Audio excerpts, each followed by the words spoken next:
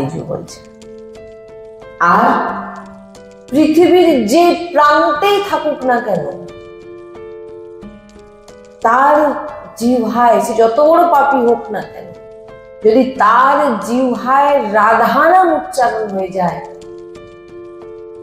এই অমূল্য রাধা নাম, যে রাধা নাম ভগবান শ্রীকৃষ্ণের হৃদয়, এই হৃদয়কে যে উচ্চারণ করে নেবে শ্রী রাধা, ভগবান বলছেন তারও উদ্ধার, তার শ্রীজিকে প্রাপ্তি, এই গুপ্ত অমূল্য আমার হৃদয়ে শ্রী রাধারাম লালজু বলছে যে নেবে, সে আমার লাড্ডুকে প্রাপ্ত হবে, আমাকে প্রাপ্ত হবে। কারণ আমাকে প্রাপ্ত হওয়া আর আমার লাড্ডুজিকে প্রাপ্ত হওয়া, লাড্ডুজিকে যে প্রাপ্তি হয়ে যাবে, সে আমাকে প্রাপ্তির আর কিছু নেই। যে যে প্রান্তেই আসুক থাকুক না কেন, সে যদি সেই প্রান্ত থেকেই রাধা নাম উচ্চারণ করে, রাধা নাম, রাধা রাধা নামে ডুবে থাকে, বলছে তার নিশ্চিত তার কোনোদিন অকল্যাণ হবে না, সে শ্রীজিকেই প্রাপ্ত হবে। তাই দেখুন কত দূরে বৃন্দাবনের, কত দূরে অনেক ভক্ত থাকে, তিনার চার ধারে ভগবান শ্রীকৃষ্ণের নাম হচ্ছে, আর সেই বৃন্দাবনের আশ্রয় হয়ে সে কি করছে? শ্রী রাধা, শ্রী রাধা, শ্রী রাধা। খুবই কৃপাবান তিনারা এই রাধা নামে ডুবতে, খুব গুপ্ত, যেটা ভগবান শ্রীকৃষ্ণ প্রকাশ করতে পারে না। তাই এই রাধা নামের মহিমা হরিসখী বলছে, বেদ গান করতে পারে না, বেদ প্রণাম করে, যে রাধা নাম উচ্চারণ করে বলেন তার ওপর কোনো বেদের শাসন চলে না। বেদের যে নিয়ম ভক্তদের মানতে হয়, কিন্তু রাধা উপাসী কোনো ভক্ত নয়, রাধা উপাসী শ্রীজির দাসী, এদের উপর কোনো নিয়ম চলে না। বেদের নিয়ম, শাস্ত্রের নিয়ম সব মানতে হবে ভক্তদের জন্য, কিন্তু রাধা উপাসীদের জন্য কেবল আর কেবল শ্রীজি, লাডলির দাসী, লাডলি আর সহসখী সহযোগী, তাদের উপর বেদের যে নিয়ম কোনো কিছু লাগু হবে না। কারণ সমস্ত শাস্ত্রের নিয়ম কাদের জন্য? ভক্তদের জন্য। আর রাধা দাসী, রাধা উপাসীদের, তারা কোনো ভক্ত নয়, সাক্ষাৎ শ্রীজির দাসী। তাই বলছেন বেদ পুরাণ সব পচিহান, শ্রী হরিবংশ বখান। হরিবংশ শ্রী হরিসখী কি বলছেন যে বেদ পুরাণ প্রণাম করছেন যে রাধা উপাসীকে, রাধা দাসীকে, তাদের উপর কোনো বেদ লাগু হয় না। এমন মহিমাময় রাধা নাম। আর যিনি রাধা রানীর দাসী নিজেকে মনে করে নিয়েছে, বলছেন ভগবান তাকে প্রণাম করে, ভগবান তার পরিক্রমা করে, ভগবান দিবারাত্রি ভাবে নিয়ে আমার শ্রীজির সেবা করে।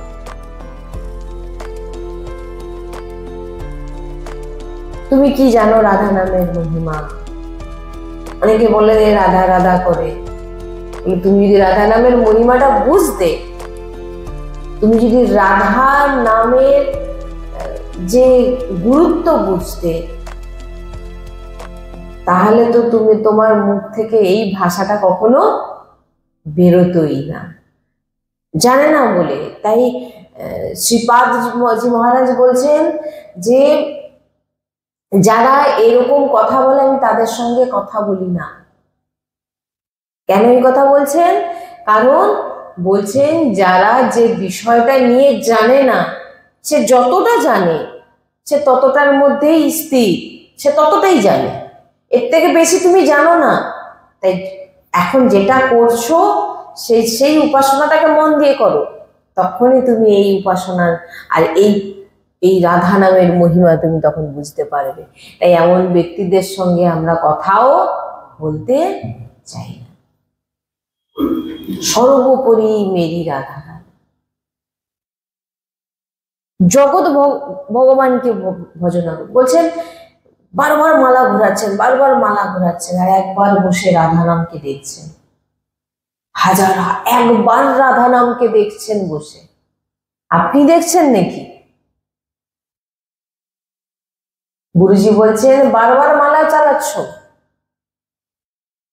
সারাদিন, আর একবার রাধা নামকে দেখছো বসে। তুমি দেখছো না, তুমি দর্শন করছো লাগলে। রাধা নাম দেখছো মানে কি? নেত্রের সামনে রাধা নামকে লেখা, এই যে দেখছেন নেত্রের সামনে, আপনার সামনে কিছু লেখা নেই, আপনি এমনি বসে আছেন, কিন্তু আপনি যখন তাকিয়ে আছেন আপনি রাধা নাম লিখছেন, তাকিয়ে আছেন রাধা নাম লিখছেন, বন্ধ করছেন রাধা নাম লিখছেন। এই যে স্থিতিটা, এই স্থিতিটাই হচ্ছে শ্রীজির সঙ্গে জুড়ে থাকা। পরিষ্কার ভাবে, মানে আমরা যেটা সাধন ভজন জানতাম সেটা এক জায়গা পর্যন্ত। শ্রী রাধাবল্লভজি যে বৃন্দাবনে মন্দির, তিনার যে হরিবংশ মহাপ্রভুর যে পরম্পরায় যিনি এখন সেবাতে আছেন, সেই গোসাইজি বলছেন, গোসাইজিকে জিজ্ঞাসা করছেন যে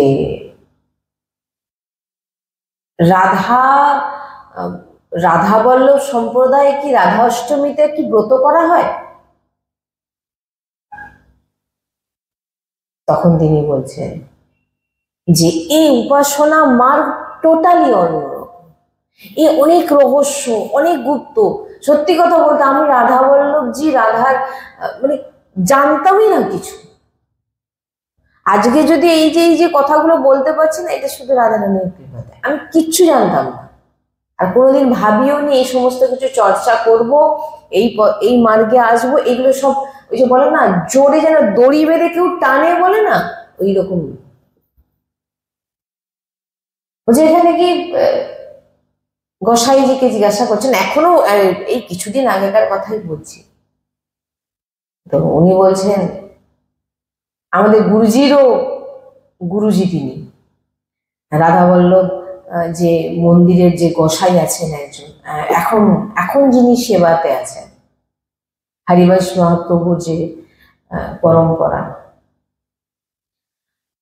কত পরম্পরাটা ঠিক 18 ঠিক খেয়াল হচ্ছে না, যাই হোক। তো তিনি বলছেন যে আমাদের সম্প্রদায়ে কোনো ব্রত নেই, রাধা অষ্টমীরও ব্রত নেই। আমরা ওই দিন তো শ্রীজিকে ভোগ লাগাই।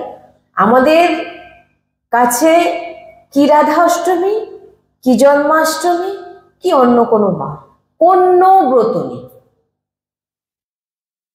কেন? তিনি যেটা বলছেন, সেই গোসাইজি বলছেন যে কোনো ব্রত করে আমরা নিজেকে উৎসাহ রাখতে পারি না। মানে যেটা বলছেন উনি, কোনো অনুষ্ঠান করতে গিয়ে যদি আমি উপোস থাকি, বলছেন তাহলে তো আমাদের সেই যে উৎসাহটা সেটা থাকে না। আর আমরা শ্রীজির সহচরী, শ্রীজিকে যেমন ভোগ লাগাচ্ছি আমরা ভোগ পাই, আর আমাদের কোনো অনুষ্ঠান নেই। আবার প্রত্যেক দিন অনুষ্ঠান, আপনারা রাধাবল্লভজি মন্দিরে যাবেন, প্রত্যেক দিন বেহুলা বিবাহ, প্রত্যেক দিন দেখুন বিবাহ হচ্ছে, লাডলি লালের বিবাহ চলছে। যেমন সখী সহচরীরা কি এক জায়গায় বসে আছে, খাওয়া দাওয়া হয়ে গেল, এই চল না আজকে এই অনুষ্ঠানটা করি। গোসাইজি বলছেন যে আমাদের কোনো এই দিন যে এই নিয়ে অনুষ্ঠান হলো ওরকম না। আজ অনুষ্ঠান এখনই মনে হলো প্রসাদ পাওয়ার পর আজকে আমাদের বিয়ে হবে, প্রিয়া প্রিয়তমে সখী সহচরী বিয়ে দিচ্ছে। আজকে রাধাবল্লভ যুগে এইরকম একটা সাজিয়ে আমরা আজকে নৃত্য করব। মানে সখী সহচরীর মধ্যে যে জিনিসগুলো ঘটে, নিভৃতি নিকুঞ্জের মধ্যে যে জিনিস ঘটে, সেই জিনিসটাকেই তিনি বলছেন যে এটা ওই যে বললাম না, বেদ পুরাণ সব পছিহাল, এখানে কোনো নিয়ম চলে না। নিয়ম ভক্তদের জন্য, সব নিয়ম পালন করতে হবে, ব্রত করতে হবে, সব যা যা বলা আছে সব করতে হবে। কিন্তু রাধা উপাসী আর আমাদের রাধা বল্লভ সম্প্রদায়, আমাদের আচার্য পরম্পরা অনুযায়ী আমাদের কোনো ব্রত নেই, আমাদের কোনো অনুষ্ঠান নেই, কিন্তু প্রত্যেক দিন অনুষ্ঠান চলছে। রাধা বল্লভ মন্দির আপনি গিয়ে দেখুন, দেখবেন ফুলের পরে যে সামনে কি ফুলের মালা টালা পরে একেবারে বাবু বসে আছেন, লাডলি লালের বিবাহ অনুষ্ঠান চলছে। বিভিন্ন রকম লীলা সখী সহচরীদের সঙ্গে। যে গোসাই আছে উনি কে? হরিবংশ মহাপ্রভুর পরম্পরা, বংশী অবতার যিনি হয়েছেন, ভগবানের যে লাডলির যে সহচরী, হরিবংশ মহাপ্রভুর পরম্পরা, তিনি এখন তিনি বলছেন যে যখন